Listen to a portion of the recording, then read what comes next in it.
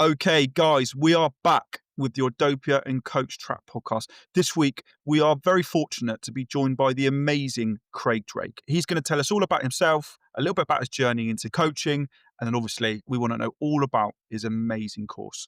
And then ultimately, at the end, we're going to give him Dan. Dan's going to help him with a few tips, a few hints to sell it, to put it in the best possible position to sell. Craig, thank you so much for joining us. Tell us a little bit more about yourself.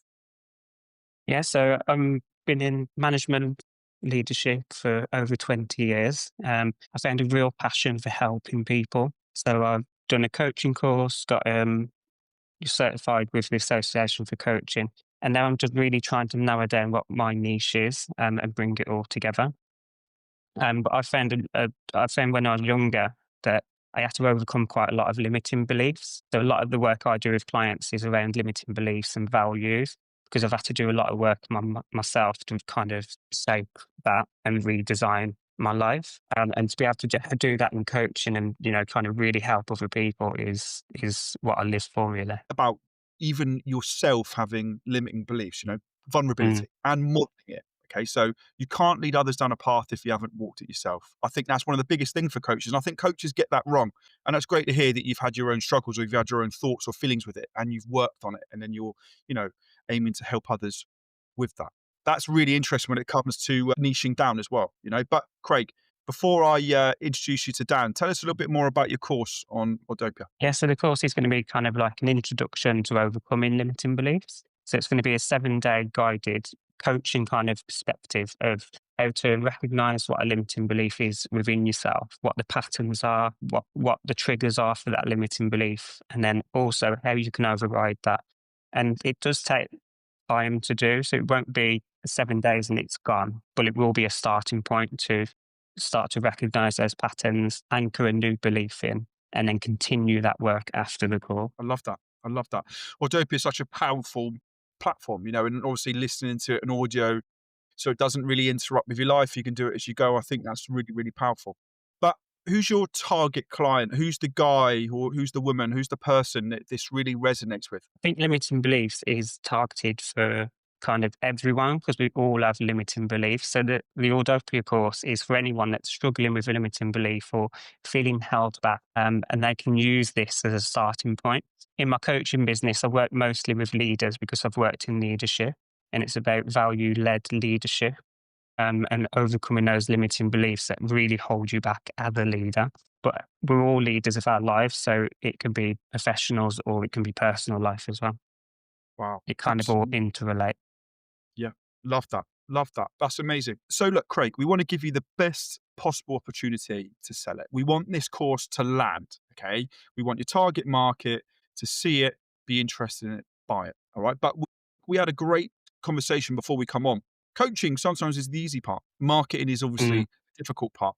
I'm not an expert in that, but someone who here is, Dan is very, very good and he's here to help you. So before I pass you on to Dan, do you have any questions for Dan? Is there any like marketing issues in particular that maybe you feel like you want to know more about? I think it's down to how far down do you need to narrow your niche? Because I've got an overall perspective, like we've just spoke about, of who it's for.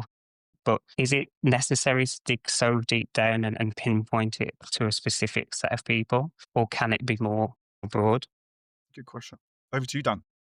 Yeah, I think whenever I hear someone say this course is kind of for everyone, Mm, I'm always getting red flags from that. I'm thinking mm, this guy hasn't thought enough about who he's actually writing for. So people are going to get everyone's going to get a little bit of value from it, but no one's really going to be thinking this guy is absolutely amazing. I really want to work with him, which is obviously what you want. You talked about leaders. That is a very good niche because obviously I'm thinking about business perspective. They've got a lot of money to spend, which is mm, obviously good. And if they trust you, they're more likely to spend their money with you. I wouldn't say targeting everyone is ever really a good idea. I think with me and Greg, we're targeting coaches, obviously specifically, but obviously all coaches, which is kind of contradictory. But I think you've got to kind of balance to think who is going to benefit from what you can sell the most, and how can you benefit from them the most as well. And it's getting that balance. So for you, I would say target leaders. That's what I'm mm. hearing at the start, anyway, Yeah. and you'll be able to help them a little bit more deeply. And when people see you on the feed as well, when leaders see you on the feed, you're obviously calling them out with your hooks, which is something we're going to talk about later. And that's going to resonate a lot better as well, rather than saying, this is for everyone, please buy it.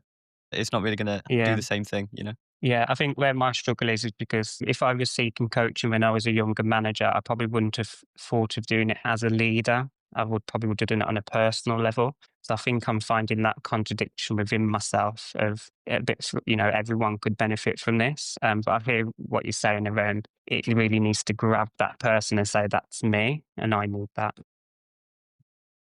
A lot of people even start with targeting, for example, leaders, get a few clients from that, and then they can talk about how they help those leaders and how they can help people below that as well, like the general population. But obviously, starting out is very hard to start out with targeting everyone. It's kind of like trying to be Mr. Beast targeting everyone. Mr. Beast has obviously been doing this for 10 years and he's got 250 million subscribers or whatever he's got. Mm, You've kind of got to be a more like a Greg Stein with 5,000 followers, targeting coaches, doing really good. But obviously, you've got to start somewhere, and you've got to start kind of with a niche in place. Yeah. Yeah, that's a really, really good point, Dan. Craig, this is what I'd say. If you look across, you look what stops the scroll. If you look at all the millions of coaches out there, 50,000 new coaches every year, I'd say the biggest sort of coach that I come across are personal trainers. Yeah. If you start off with a big, broad thing, I'm going to help men. Obviously, it's such a broad audience, it's not quite going to work. I think of some of mm, the magic niches that I see. I saw one the other day, and it was I help single fathers between age 35 and 40 lose a certain amount of body weight. It just niches down and down and down. It's a very specific person. But if that person sees it, they resonate and go, oh, that's me. mm, That's the guy that I need to help. I watched another one the other day, and it's a guy and he's helping women go through menopause. It was a very specific age. It was something like, 38 to 42, whatever it was. I was like, wow, it's great because it's so specific. Yeah. A woman sees like, mm, oh, that's me. That's a guy who can help me. So it is finding that specific information. Me and Dan are some of the information that we put out is put out there on purpose. Everything that you'll see will be don't fall into the coach trap. 86% of coaches will quit or fail in their first year. We are looking for coaches in their first year because if you're a mm, coach in your first year, you go, oh, this is maybe a little bit more difficult than I thought it would be. We're the people to help you. That was really specifically done. And that's what I would yeah. say is don't be scared to test it in trial. And Dan, that's another big thing, isn't it? Trial and error. What's your thoughts on that? Yeah, obviously, I've posted like 45,000 tweets, which is a bit ridiculous. But what that's going to do is allow me to see what actually resonates with the people that I'm trying to resonate with. And Yeah. sometimes you're not even trying to get likes. You're not even trying to see what's got the most virality. You're trying to see when people have messaged you and what they've seen that's kind of made them do that. Sometimes they can actually look at you for quite a long time before they decide to message you, which is just content is a long game. You've kind of got to deal with that. Yeah. But sometimes there's that thing that pushes them over the edge, which is always good to check. And obviously, you're going to be able to, because you can't really improve without seeing what has gone right and what's gone wrong. You've got to really look at the analytics and get that volume in so that you can learn quicker, basically. So for coaches that are kind of trying to build the business and transition into coaching full time, because some people will work full time whilst building it part time. What would be the most important metric for them to focus on if they only had the time restraints to do one or two metrics? The most important metric is the amount of views you're getting or the amount of engagement you're getting from the people that you want to get it from. Because sometimes I got a viral tweet that was about 11,000 views a couple of years ago, and it literally got me zero leads because it was targeting someone completely different. Because I was just trying to Mm, go viral because obviously you get the dopamine from the likes and stuff. It's yeah. really important to go as viral as possible with the people that you're trying to target. So that would be my Okay. answer, yeah. Absolutely. Okay. Craig, I've got a good question for you. Okay. And this will help you with that niche question I've got. Me, you, and Dan are all here for a reason, by the way. You talked about, we talked about you can't be a coach unless you can't lead others down a path wherever you've walked it yourself. You're here for a reason. Mm, Someone motivated you, someone inspired you to be here, and for Dan and for me. I think clients love that story as well, where they look at it and they think, this is a guy, this is a woman, this is a person who's had my struggles, got through it, helped others, etc., etc. What was that light bulb moment for you? When was that moment that you thought, hang on, I want to help people? When was it you were really inspired? It's really tough for me to pinpoint that. I think for me, I had a little bit of trauma in my childhood. When I was 6, my mum left my dad, live elsewhere. So I spent a lot of years kind of just coasting and not being really self-aware. And it was probably when I met my now wife, where I started to think, actually, these things are flaring up. And that's where I went and kind of tackled those things. And I just kind of fell in love with personal development. So I'd like listen to Jim Rohn and Tony Robbins and read personal development books. And that's where I kind of really found that love for developing myself. And then being a leader within retail, I got to help other people do the same and develop themselves so that they could be better leaders and to lead a team and now pinpoint it together and piece everything together that, yeah, this is what I've been doing in myself. And now I can help other people do this. Wow. Love that. I tell you what, that had the hairs on my back of my neck stand up. All right.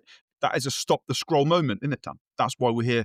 That's why that sort of content is so, so incredibly powerful. So, as a coach, I would say there has to be a line. Stuff that you're happy to talk about, stuff that you're not happy to talk about. You know, me and Dan have seen the amount of people who think I should speak more about my wife. That is the absolute where I draw the line that, you know, there'll be little snippets of me and my wife, but I won't talk about her a lot. One guy even said openly, if I'm going to make it big, if I'm going to blow up in Bali, that I should show pictures of my wife in a bikini. I was like, that is never going to happen in a million years. But that openly goes to show that people resonate with people's life stories, with people's messages. Yeah. If they've got something in Mm, common, so many people would have that story that they would go, oh, do you know what? That was me.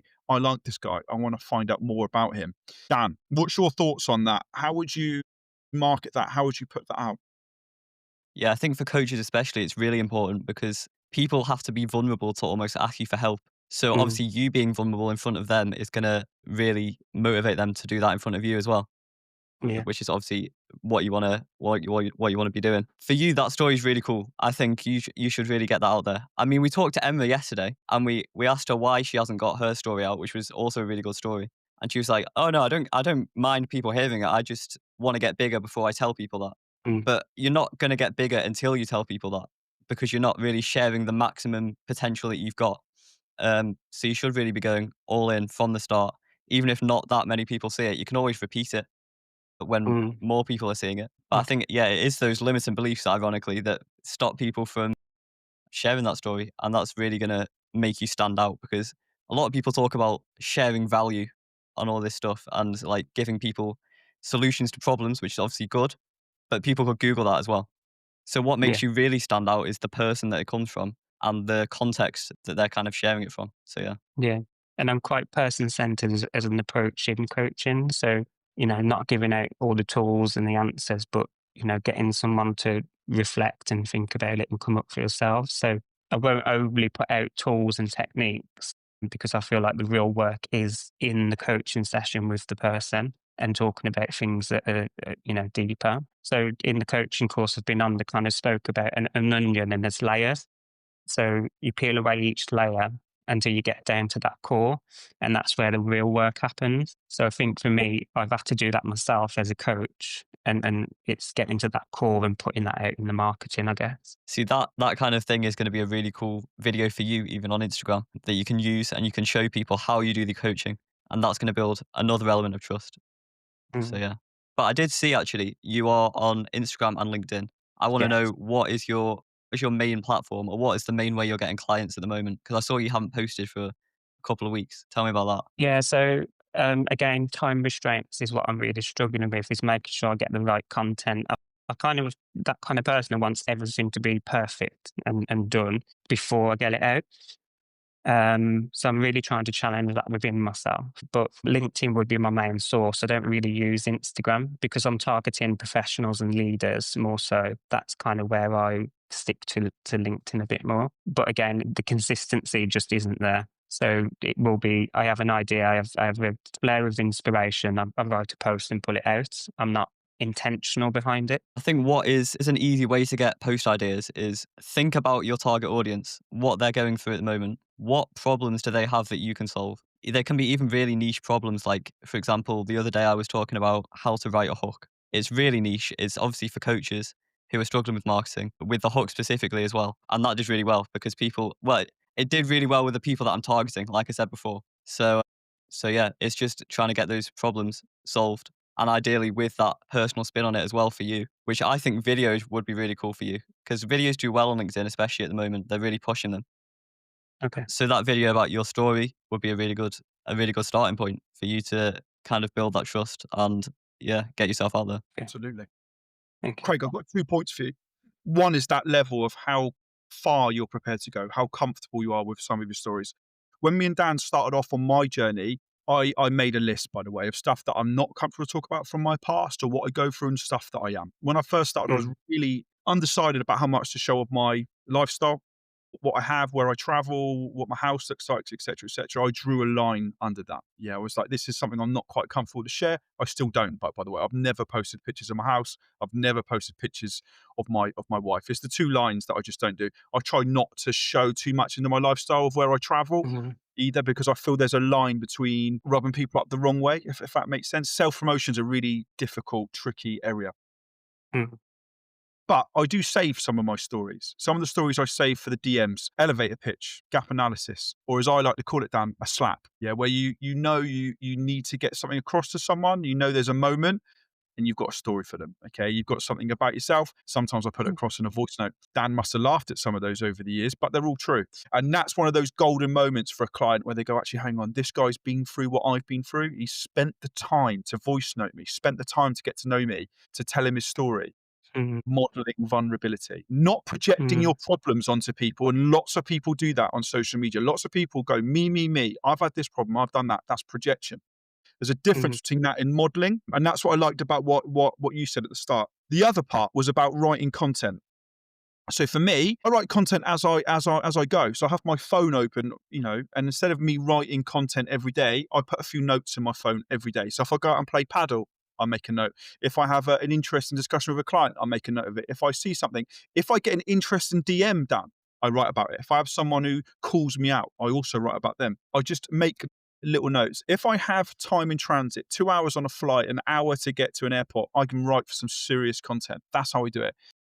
mm, Dan also knows that one thing that we preach to other coaches is, I either call it a power hour or a 90-minute sprint. I spend 1 hour every day doing admin. I start with DMs mm, first, then comments, then creating content in that order. I never go over an hour. If I miss a day, I do 90 minutes the next day. It's an mm, absolutely crucial part of what me and Dan do, of what I recommend to every single coach. And I do it every single day, even Christmas. Okay. And that's just a part of it. And everything that we have, I have scheduled at least 2 weeks in advance on every single platform. Instagram, X, Substack, newsletter, LinkedIn, doesn't matter. 2 weeks on mm, every single platform. Dan, what's your thoughts on that? I don't even think it needs to be 60 minutes a day, to be honest, especially when you're starting out, because you're not going to have those DMs and you're not going to really have many comments on your post to reply to. So it mm, could really be 20 minutes of you thinking about the problems that you can solve. I mean, a lot of it is the hardest part is learning how to write the thing well, mm, but that is a lot less important than getting your story across. It doesn't mm, even matter if you had the worst copywriting ever. If you had that video and you had a story of yourself and you showed how you can solve people's problems and whose problems you're going to solve, that's going to be so much more powerful than whatever copywriter's viral quote has gone viral this time, you know? So I thought I would teach you a little bit about how to write a hook. So there's three elements to it. You've got to tell people what they gain from reading. You've got to tell people what they lose if they don't, and you've got to tell them why they should care. So as an example, if I was to say, I'm going to teach you how to write a hook in 30 seconds. That's what people are going to gain from reading. mhm, I could add an element to that, what they're going to lose from reading. I could say, I'm going to teach you how to write a hook in 30 seconds so that you don't lose 5,000 in monthly revenue compared to your competitors. That's adding like a kind of an element of urgency, yeah, and it's going to make people read a lot more. Because obviously 90% of people only read the first two lines of your content. Most scroll past. You could mm, probably get that down to 50% if you were actually optimizing these things. And they're not really complicated. You just need to tell people what they gain from reading and what they lose if they don't. mm, And obviously, why they should care is kind of almost implicit. You don't need to say you should care because. Um, but if I was to say, I'm going to show you how to write a hook, the right people, which is coaches who are struggling with marketing, should care. So it's kind of yeah, implicit in that, if that makes sense. yeah, yeah, So for you, yeah, it's really it's not difficult. It's just kind of remembering those things and being intentional with your words. yeah. Thank you. So yeah, what I Good. heard is when I have that inspiration, what you said, Greg, is just make those notes in the moment. and then schedule that time and be really disciplined with it. If it's 30 minutes or an hour, and then pull it all together and but do it in advance. And then when I put it out there, videos would be great tool. But if it is a post, just to make sure I do those hook bits and to get people reading it. It's Yeah. hard. Okay. It's a hard thing to. And actually, what one thing you said at the start, and Dan, we speak to so many coaches every single week. Last week was a bit the moment when we've seen a lot of coaches quit last week, Dan. It's no coincidence. It's August. It's reflection time. It's, people want to start knowing what their income is going to look like from September onwards. But most of them, in my opinion, have quit because they're half in. I think unless you're fully invested, this is a really difficult business because there's so many competitive people out there. And that's my word of advice. Even if you were just all in for a month or 2 months or 3 months or whatever it is, but to really invest yourself in it, you'd be really Mhm. surprised with consistency, with trying to stand out, with sharing that life message, how much traction you'll create. Anyway, Craig, I want to know a Mm. little bit more about your course. Okay. So I think what would be really, really great is if there was a real take home, for the people that are listening to this or, the people that are potentially going to be interested in your course, what's a real take home from it? What's like a life hack or like a simple, um, you know, activity that they can sort of take home and do for themselves? Yeah, I think that there's going to be a workbook with the course, so a lot of the activities and tools we will be there to do alongside. I think with limiting beliefs, my approach is it's about just raising your self awareness. So journaling is something I do a lot of. So I would say the biggest one with this would be journaling, as simple as it is, a pen and paper, and just write down. When something triggers you, you go through your process, but always reflect back and think, okay, why did that trigger me? What was my action? And then what could my actions have been? And over time, you'll start to see a pattern. And once you see that pattern, you know when to interrupt it and then to anchor a new belief or a new action with that. And then over time, that will just be habit building, and then your beliefs will kind of change. See, that there was a really good LinkedIn long form and a video. So it's that exact kind of thing. Yeah, thanks. And I think what I said about me writing notes as I go every day, that is a form of journaling, if it makes sense. I follow Mm, like a 3 times 1 sort of method, 1, 1, 1. A mm, minute in the morning, minute in the afternoon, minute in the evening. It's just jotting down a few thoughts that I've got. And most of that is, believe it or not, I turn into content as well. That's just how my mind obviously works now that I'm doing this, but it's just a great perspective. And even if Dan tells me off about something that I've done, I turn that into content. That's what happened yesterday. Dan told me off about something. I was like, write about it. That's great content.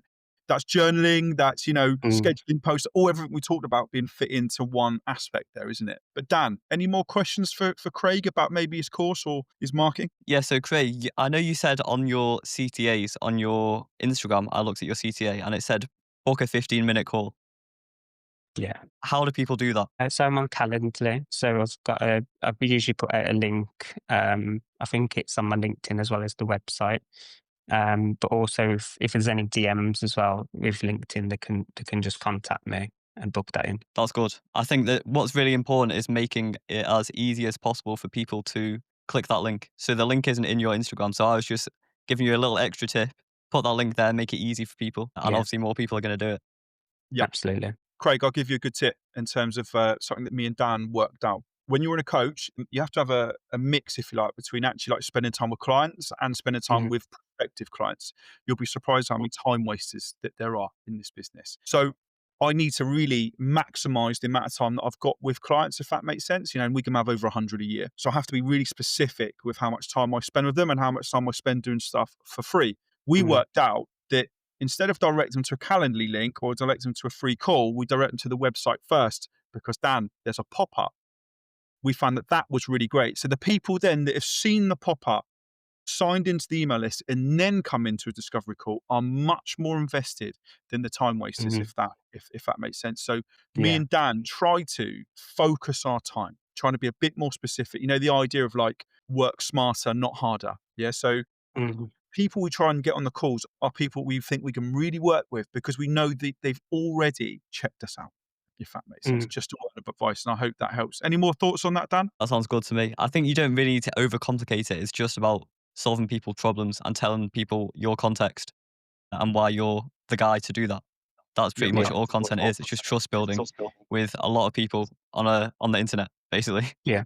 Yeah, it's just again, it's those limiting beliefs come in. It's just having the confidence to put that out, isn't it? And tell your story. Yeah, yeah, and having that confidence is a really interesting part for me, Dan. Like, I think Dan's heard me say this to so many coaches. There's a difference between a want and a need. Okay, we all Mm, want the freedom of working online, but when you need it to happen, you have to get comfortable with the uncomfortable. If that makes sense, you've got to be prepared to make videos. You've got to be prepared for some awkward DM chats. But if you want to make it as a full-time coach, unfortunately, that's part of it. That's part and parcel of it. mm, And that's why having someone like Dan on my side is crucially important. I can't recommend to any coach enough how important accountability is. It's so hard to do it on your own. If that makes sense, you need that little bit of extra support. But Craig, yeah. it's been an absolute pleasure Thank you. catching up with you. Really interested to read your course when it comes out and to listen to it. And what an amazing story. I think people really resonate with what you've gone through with your life story. And I think people will really resonate with the post that you're going to put out.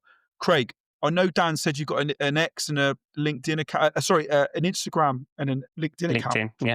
Where's the best place to find you? LinkedIn would be the top one to find me on. That's going to be where most of my posts and things will be. Absolutely. I've never Great, actually heard of great. X though. What's X? Wow. Well, Dan, I'll X, leave that one. I'm surprised you've never heard of X. So, you know Twitter? Yeah. Yeah, it's called Oh, X I now. was right. Yeah, yeah. I Yeah. have. Yeah. But So yeah, X is is that definitely, really well? You said earlier that that's a really good platform Yeah. to that's use. kind of my speciality, I would say. Okay. It's definitely underrated as well, which is what makes it quite easy to get clients from there, is because not many people know what it is. Yeah. But yeah, Because X is when a, you mentioned Twitter, I knew straight away what it was, but when you yeah. said X, it wasn't so Yeah. Yeah. forefront Maybe of we my need to mind. start saying Twitter then, Greg. Maybe. Craig, I've got a free offer for you. If you set up an X account, me and Dan would love to welcome you into our community. We can show you a little bit more about the advice that we give to other coaches. And also, if you've got any more questions, it's a group full of coaches and other marketers, and it's there to help others, if that makes sense, to help them with the teething problems that I had when I started, to give them a bit of clarity moving forward. Craig, thank you so much for joining us. Dan, again, always a pleasure. And guys, if you're listening, remember, whatever you do, don't fall into the coach trap.